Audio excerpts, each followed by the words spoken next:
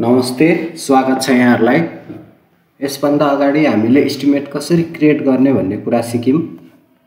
अबको यस भिडियोमा हामीले बिलहरु के कसरी जेनेरेट हुन्छ त,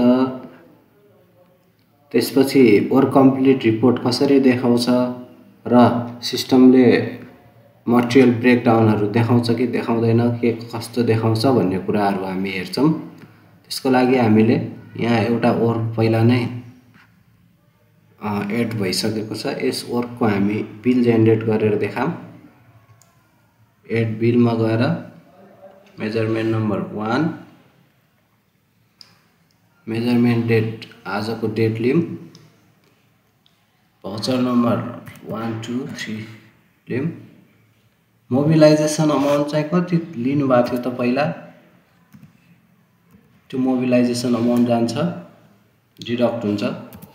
त्यसपछि अदर डिडक्सन के कति छ, अहिले एक्जाम्पलको लागि 2% थियो रे मानौं।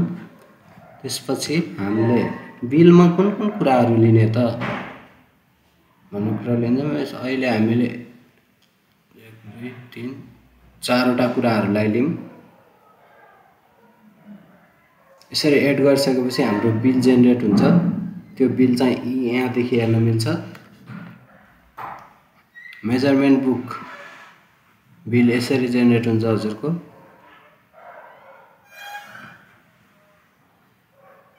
अब 5,17,403 बराबरको कामको बिल जेनेरेट भएको छ।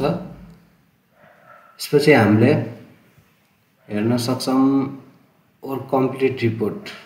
वर्क कम्प्लिट रिपोर्टमा हामीले हेर्छौं कुन कुन कार्य हाम्रो यो 4 वटा काम भएको कारणले, भइसकेको कारणले गर्दा यहाँ 00 देखायो। अब बाँकी दुईटा कामको चाहिँ बिल बाँकी भएको कारणले गर्दा यो दुईटा वर्क चाहिँ यहाँ देखाएको छ।